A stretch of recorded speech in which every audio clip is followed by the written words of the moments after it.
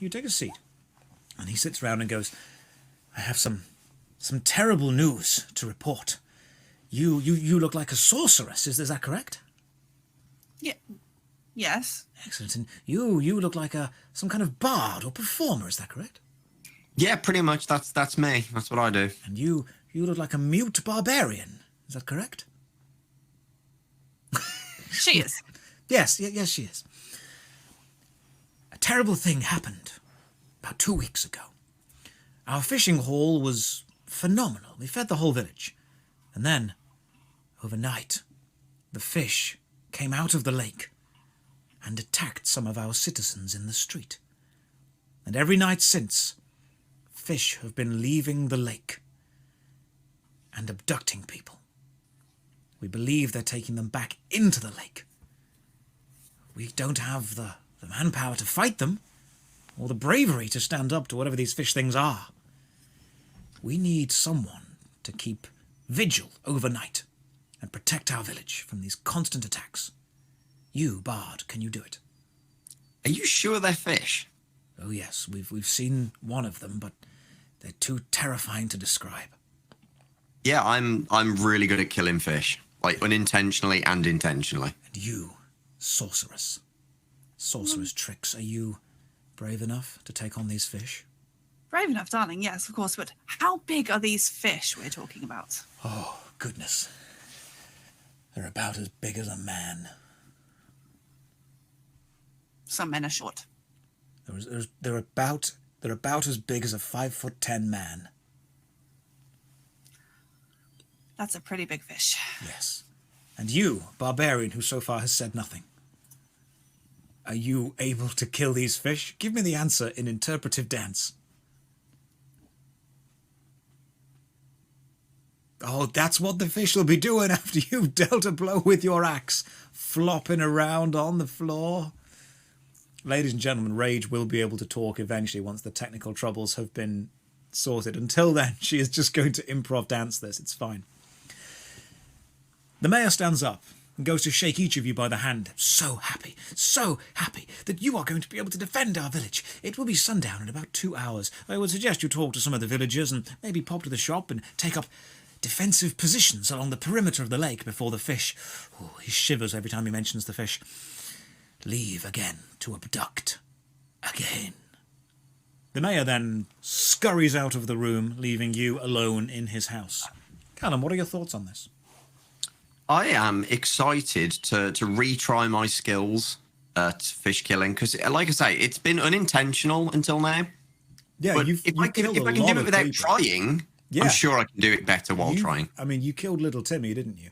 You killed the elvish little Timmy. If you weren't here for the last session, this is episodic, so nothing that happens in the last session matters in this one. It's every episode is its own thing, but Callum's very good at killing. Was it as an elvish child, wasn't it? I mean, I don't think he died. He escaped, didn't he? Oh, no, his parents died. That was it. Yeah, I murdered his entire family and parents. We did a really good job at that. Right, yeah, but Timmy's fine. And Billy, how are you feeling about this guarding a village? Do you know, sure, fine.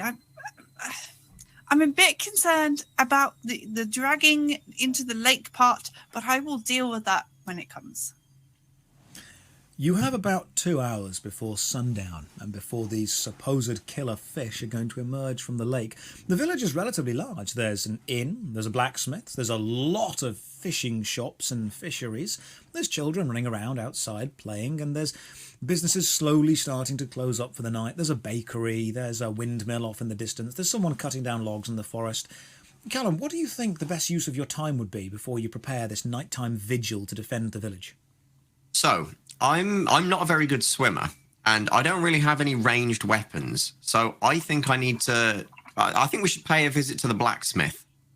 I've got some potential plans. Billy, how do you feel about this? Well, I kind of want to sneak around this house a little bit because we don't know anything about the mayor. You want to sneak around the house? Yeah, I want to poke around, open some drawers, see if he's got any dirty laundry. Roll a d20.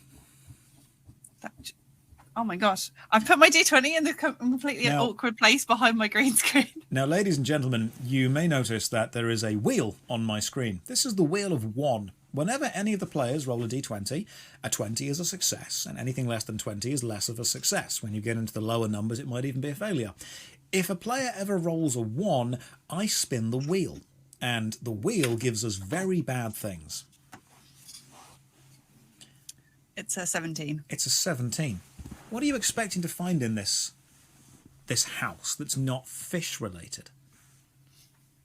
I don't know, maybe a document, some history. Some There must history. be a bit more to this place than just a Well, you fishy do place happen to next to a see lake. a really big book on the side, on the desk, and it's bound in fish skin.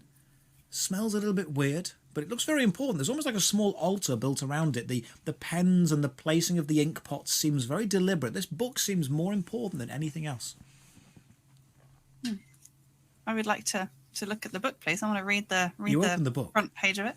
And in the book, it seems to be divided by weeks.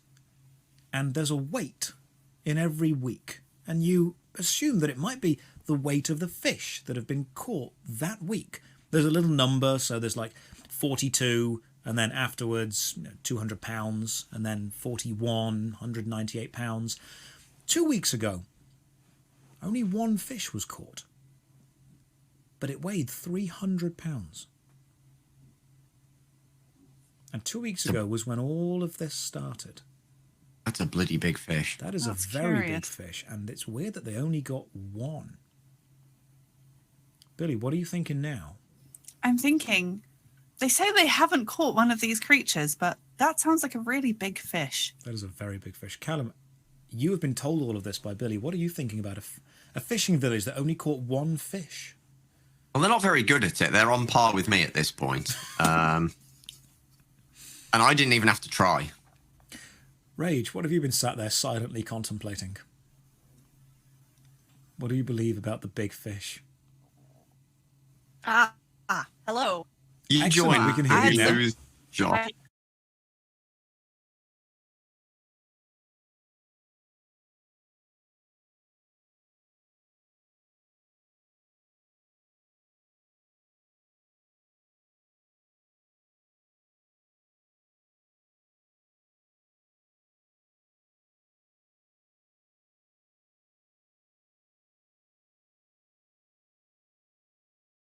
Right, what are we doing? Billy gave me some cupcakes and they made my head a little fuzzy. But there's a fish. There's giant fishes, right? Yes, And a mare. yes.